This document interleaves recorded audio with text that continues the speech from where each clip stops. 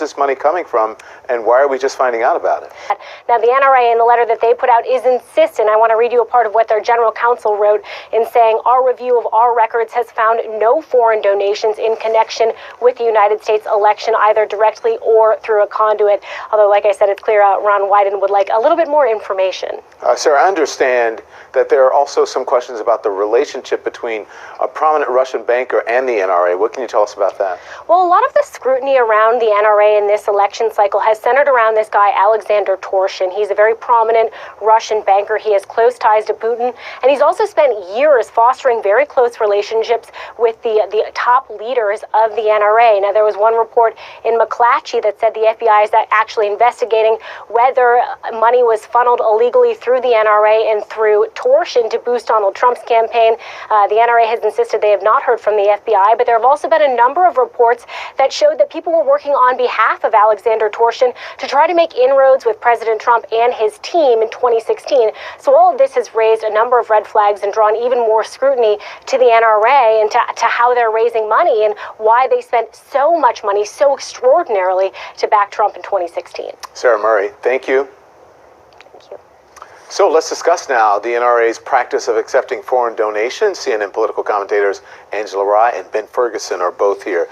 Good evening to both of you. Thank you for joining. Angela, you first. What is your read on this? Is it appropriate for the NRA to accept foreign contributions?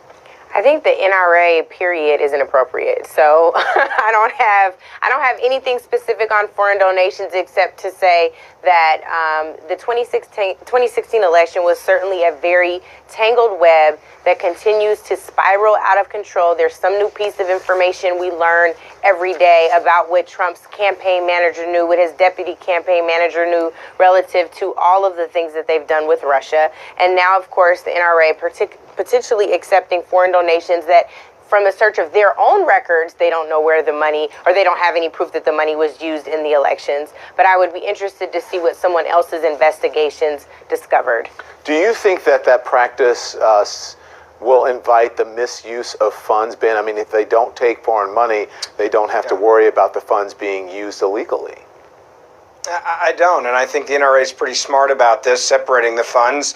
The same way that Planned Parenthood, for example, is not allowed to use funds that come from the American taxpayers for abortions. They separate it so that there's a very clear separation line here when you know you're going to be under scrutiny from people that don't like you. It's not illegal for the NRA to take foreign funds. Many nonprofits and many groups that have activism or ideas like this and others on the conservative and liberal side for decades have been taking foreign funds from people that support what they're about and what they're backing.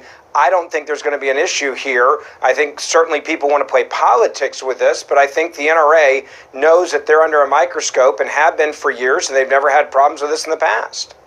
So, but the critics on the right say the money always can't be separate when it comes to Planned Parenthood and abortions. That's really the criticism from those on the right. But you're saying now they not can, really. the NRA can separate. It's not the criticism. The criticism is that you're taking my taxpayers' dollars and you're giving them to an organization that is the #1 abortion provider in the U.S. They give more abortions than you're saying anybody the else. money My can tax be dollars. separated. No one's giving you just money. said in one breath, though, that the money can be separated when it comes to the NRA, no matter where it comes from, foreign entities or whatever. So if people are paying tax money and they're saying your tax dollars will not go towards abortion, so there's a fundamental difference between Planned Parenthood and the NRA. The NRA does not receive taxpayers' dollars.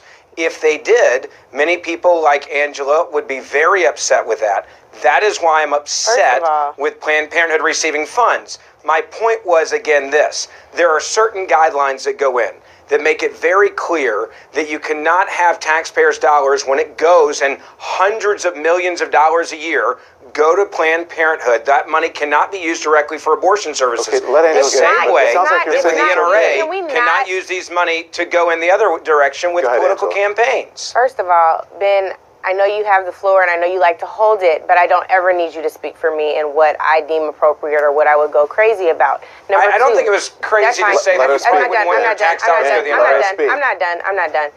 Number two, I think it's ridiculous that this segment is about the NRA. This segment is about them taking foreign donations. This segment is about the Second Amendment. And somehow, Ben, you have spun yourself into talking about Planned Parenthood. It's ridiculous. And let me tell you, I'm not funds being separated. I know, but your example took longer. You started the segment with ripping on Donald Trump and the Russians. I'm just going to talk over you then. Your example took longer than the initial point in the call of the question. That's cool, but let me tell you this. I don't have time for it today. And let me tell you why I don't have time for it today. Because today, while y'all are talking about the NRA and the Second Amendment and all of this, yet again, a black man's killers vis-a-vis the police are not going to be held accountable for taking his life. You know why? He had a gun on him, a gun that he never brandished, but somehow the Second Amendment, I'm just going to make a point about guns today because you did it about Planned Parenthood. Here's my point. The point is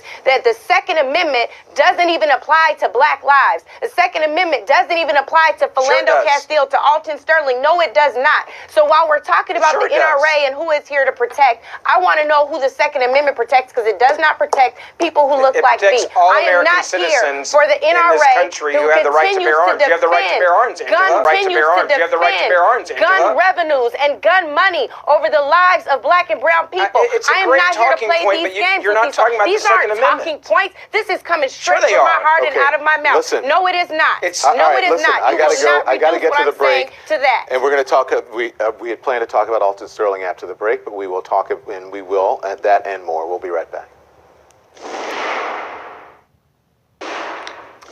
Back now, what's in political commentators Angela Rye and Ben Ferguson. So let's talk about this, Angela, because I think it's important to discuss, especially being a Baton Rouge native. The state of Louisiana declining to bring charges against 2 officers involved in the 2016 shooting death of Alton Sterling. Sterling's aunt spoke out about the verdict earlier today. Take a listen. I saw what they did to my nephew, and I'd be damned. I'd be damned. Why aren't these people charged? Why are we still paying their salary? I don't get it. I don't understand. Baton Rouge, stand up. No justice. No peace. No justice. No peace. I know how you feel about it. You're outraged. You made that plain in the last segment, but are you surprised?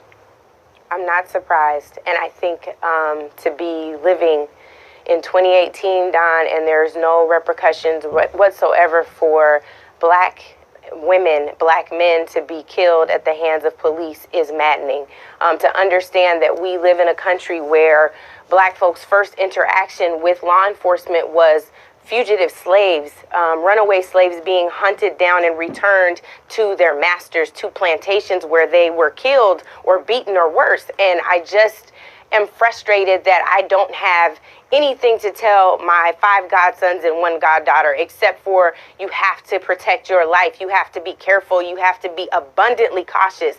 And it's just not right. That I don't care what anybody says. The fact that even we were just talking about the NRA, the fact that there are some lives they protect, some people they go hard in the paint for, and others they turn a blind eye to. I am tired of the hypocrisy in this country, and I'm eager for us to see real justice with real results. It is high time. It's overdue, and I'm sick of it. Okay, Ben, she's saying basically the NRA wants to protect some people when it comes to gun rights, but it doesn't do it for all.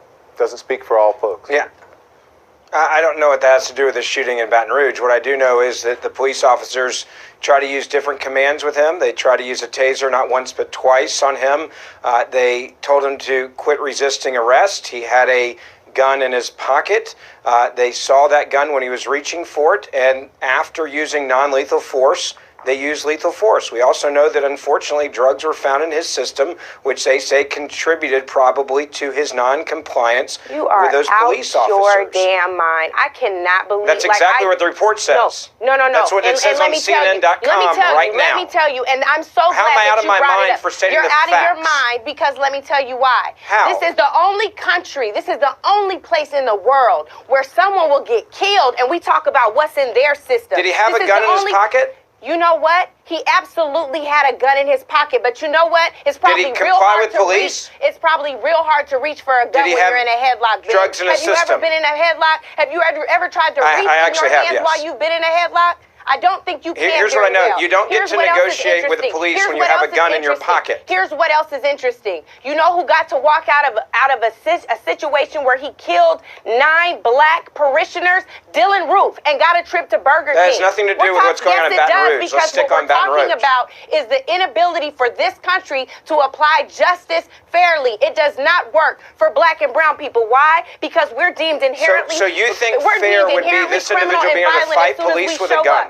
What I'm telling you and is I'm out of this man my did damn not mind. pull out a. Yes, you are, because he did not pull out the weapon. Because he had a gun and fought police. No, you say that no, I think because you think he should what? He should be able to do that? You think that he should be able to fight police with a gun in his pocket? What I'm telling you is he was not fighting police. What I'm telling you is he was fighting for his life. He was fighting the police. And if you don't understand he was absolutely that, I don't know fighting what the help. police. I don't know how to help you. And you know what's unfortunate? You probably believe everything you've ever seen. I bet you believed everything you ever heard about Laquan McDonald. I have no idea what in the world you're talking about right now. What I do know is you had an individual with a gun in his pocket who was fighting the police, who had drugs in his system. There's a million So Alton Ben, do you Sterlings have all over something? this country. Ben, do you have something You're against ridiculous. someone, people carrying guns? No. I have a problem with anyone who fights police while being armed and doesn't listen to what the police are saying to them while they're tasing them and using non-lethal force. You don't get to negotiate with the police when you have a gun in your pocket and you're fighting them and resisting arrest while they're tasing you. And by the way, it also is a recipe for disaster when you have drugs in your system when you're being tased and it has no effect on you. You're sick. Yeah.